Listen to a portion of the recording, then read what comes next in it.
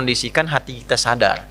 Supaya saat muncul ujian itu, kita merasakan kesadaran bahwa oh ini jalan sukses saya. Allah kirimkan buat saya, bukan buat yang lain. La yukallifullahu nafsan illa usaha. Kalau kita lihat-lihat, masalah tiap orang kan beda-beda ya. Tapi intinya sama kan masalah? Intinya kepikiran juga kan?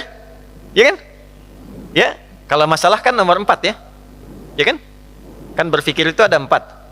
Ada berpikir, sedikit berpikir, tidak berpikir, pikiranun. Gimana? Masalah itu kan pikiranun kan? Yang dipikirkan kan? Ya, semuanya sama, intinya berpikir. Di perusahaan yang besar, yang kecil berpikir. Ya. Yang sedang ujian berpikir.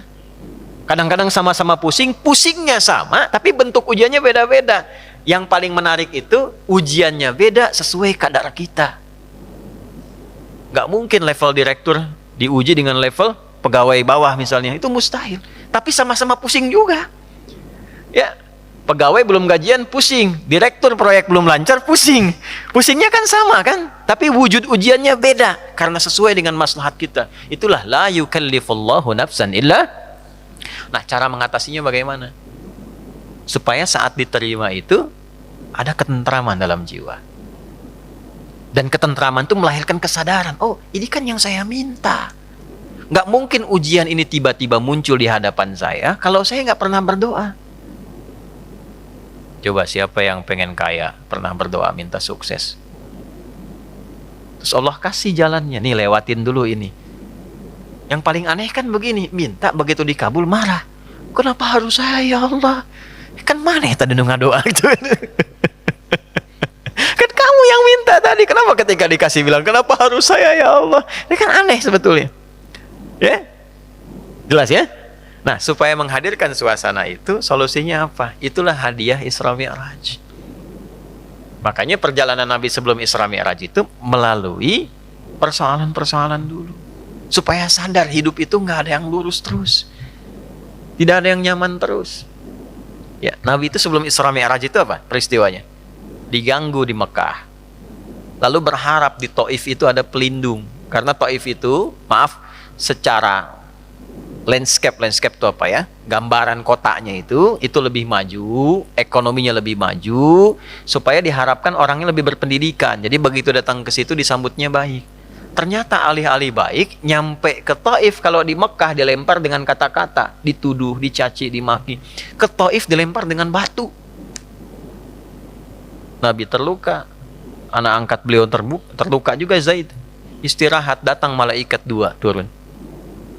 Ya Muhammad ya Rasulullah, kama qala, ya Rasulullah, mud yadaika ila sama, angkat tanganmu minta kepada Allah supaya kami ini diperkenankan mengangkat 2 bukit untuk menghimpit orang-orang yang telah melukaimu ini.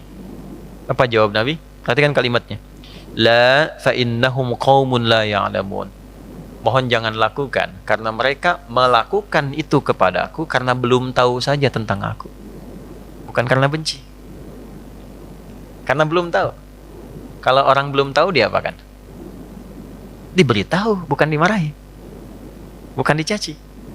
Jadi boleh jadi ada yang mencela itu karena belum tahu. Nah, kalau kita tidak merasa harus dicela, ya, dan tidak merasa celaan itu ada pada diri kita, kenapa mesti marah?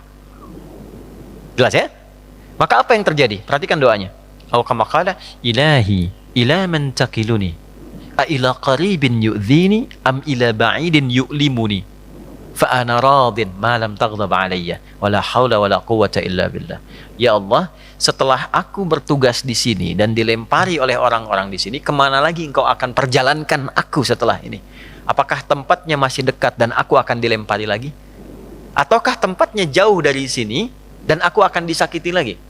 Aku ridha dengan itu ya Allah, selama itu perintahmu sepanjang engkau tidak marah kepadaku. Itu poinnya. Tolong garis bawah ini. Sepanjang engkau tidak marah kepadaku. Apapun yang kau perintahkan, aku kerjakan. Apakah tempatnya masih dekat atau jauh dan aku akan disakiti lagi? Dari situlah turun undangan Isra dan Mi'raj. Ternyata bukan cuma di bumi, diperjalankan langsung sampai dengan ke langit. Subhanalladzi asra bi'abdihi lailam minal masjidil haram ilal masjidil aqsa alladzi barakna haulah linuriyahu min ayatina innahu huwas samiul basir. Turunlah peristiwa Isra Mi'raj. Undangan itu turun. Asalnya dari situ. Jadi ketika kita itu sadar bahwa semua apa yang kita alami ini ujian dari Allah untuk membantu kita meningkatkan kualitas hidup, mengabulkan doa kita, disitulah anugerah akan turun. Tapi kalau kita banyak mengeluh, capek. Ya, ini saya kasih gambaran gini. Ibu tahu cacing nggak? Cacing tahu ya? Mas tahu cacing ya? Pak, cacing itu kalau saya punya wajan tuh buat gorengan, panasin. Cacingnya dikesituin tuh. Ya. Kalau belum panas kan dia diam ya. Kalau udah dipanasin dia ngapain? Ah, rungkel-rungkel tuh. Orang Banten rungkel-rungkel. Ya. Ngapain cacingnya? Hah? Gerak-gerak gitu kan? Gede. Kenapa? Kenapa? Panas. Bukan. Bukan. Bukan karena kepanasan. Karena cacing tidak bisa mengeluh. Aduh, panas. Aduh. Enggak. Dia bergerak mencari solusi. Ya. Ya kan? Pernah nggak dengar cacing? Aduh, nggak pernah kan? Kenapa harus saya? Kenapa? Nggak pernah begitu. Kejamnya, oh, nggak pernah. Ya. Yang dicari solusi. Nah, cacing dihisap tidak? Tidak. Kita dihisap tidak? Cacing tidak dihisap, tapi menjadi umpan untuk makanan kita. Kita yang sering ngumpanin cacing, tapi nggak belajar dari cacing tuh. Kenapa harus selalu ada keluhan? Yo, cicak. Cicak makanannya apa? Nyamuk. Cicak bisa terbang nggak? Nyamuk bisa terbang. Di mana logikanya hewan yang tidak bisa terbang, makanannya terbang? Tuh. Tuh kalau nyamuknya pintar, dia punya akal. Ya, jadi mainan cicak tuh. Cicak, gitu kan? Ya, tapi lihat kuasa Allah tuh. Orang tua kita cuma ngajarin sedikit, cicak diam-diam datang seekor. Kok datang seekor nyamuk? Bukan cicak mendatangi nyamuk, nyamuknya datang. Siapa yang mendatangkan nyamuk ke cicak itu? Apa pernah cicak mengeluh? Tidak mengeluh. Nah, itu binatang. Nah, yang mau saya katakan, mengembalikan suasana itu, Nabi sudah mengajarkan dari peristiwa Isra Mi'raj. Tidak ada orang bebas dari ujian.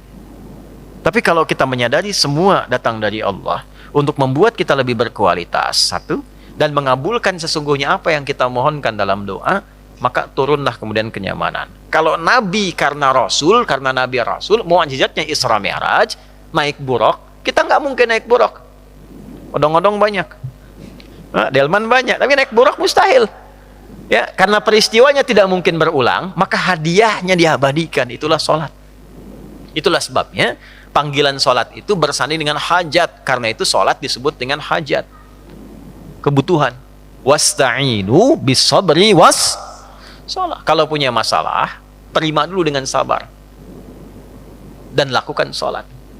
Nah, jadi asalnya sholat itu diperintahkan oleh Allah lewat Rasulullah untuk menyelesaikan semua masalah kehidupan kita. Makanya dulu orang-orang yang punya hajat, punya masalah, itu melakukan sholat. Nabi Zakaria punya masalah, diuji dengan keturunan. Rambutnya sudah memutih, fisiknya sudah letih. Maaf, istrinya divonis monopos dan mandul. Secara medis gak mungkin punya keturunan. Maka apa yang diperintahkan oleh Allah? Diilhamkan sholat. Di Quran surah 3, ayat 38-39. Ya. Hunalika da'a Zakaria rabbah qala rabbi habli min ladunka dzurriyyatan thayyibah innaka sami'ud du'a fanadathul malaikatu wa huwa qa'imun yusalli fil mihrab annallaha yubashshiruka bi Yahya. Setelah manusia mengatakan enggak mungkin kau punya keturunan, beliau salat. Dalam salatnya beliau memohon, ya Allah, semua memvonis aku tidak akan mungkin punya keturunan, maka aku menyebut namamu yang memberi tanpa punya batasan. Hab namanya, dari Wahab. Ya Allah, saya minta darimu saja, karena orang lain mengatakan nggak mungkin. Saya minta darimu yang tidak punya batasan. Engkau pasti mendengar doa saya. Kalau yang pada maha mendengar juga tidak terkabulkan, kepada siapa lagi saya mesti meminta? Maka langsung turun jawaban, padahal beliau itu masih berdiri dalam sholatnya, belum selesai sholatnya. Fanadatul malaikatu, turun malaikat, wa huwa qa'imun yusalli fil mihrab. sedangkan beliau masih berdiri dalam sholatnya. Turunlah berita, disampaikan akan punya anak, namanya langsung dari Allah, Yahya. Nabi Musa sholat. Musa itu sholat. Quran surah 20, Thaha ayat 14. Innani anallahu la ilaha illa ana fa'budni wa aqimis salata li dzikri. Nabi Isa sholat. Quran surah 19 ayat 31 sampai 33. Wa awsani bis shalah. Allah memerintahkan padaku untuk sholat. Nabi Ismail sholat. Quran surah 19 ayat 55. Wa kana ya'muru ahlahu bis shalah. Bahkan Nabi Ismail itu meminta semua keluarganya jangan tinggal sholat, jangan tinggal sholat. Itulah sebabnya kenapa sholat itu menjadi yang paling pokok dalam hidup dan tidak ada alternatifnya sampai meninggal. Kenapa? Karena Allah menginginkan semua masalah kita selesai, tuntas. Saat sholat kita minta rukuk, sujud, selesai masalahnya. Zakat itu wajib kalau ada kewajibannya berlaku. Sampai nisabnya keluar zakatnya. Tapi kalau belum sampai batasnya, nggak ada kewajiban zakat. Puasa itu wajibnya kapan? Ramadan. Kalau tidak Ramadan, tidak wajib, kecuali nazar. Ya. Dan saat Ramadan pun kalau nggak mampu, masih bisa diganti. Kalau tidak qadha, fidyah. Haji wajib nggak? Kapan? Bagi yang mampu. Tapi sholat, semua berlaku, berdiri. Nggak bisa berdiri, nggak mampu, duduk. Wa qu'uda. Nggak bisa duduk, berbaring. Nggak mampu berbaring, isyarat. Nggak mampu isyarat, berkedip. Dengan kedipan selama masih sadar. Nggak mampu berkedip, disolatkan. Kan sudah selesai. Ya. Ya, sampai titik akhir tuh. Ya, sampai titik. Kenapa? Karena Allah tidak menginginkan semua hambanya siapapun punya masalah yang tidak selesai. Duduk punya masalah, selesai. Berbaring punya masalah, selesai. Itu masalahnya. Dan tidak ada orang hidup yang tidak punya masalah. Ini subuh kan baru berapa menit tadi kita lewat tuh? 30 menitan. Ada nggak yang nggak punya masalah sekarang? Nggak ada. Nanti subuh ke zuhur pasti punya masalah lagi. Kalau sholatnya benar, selesai. Itulah asalnya.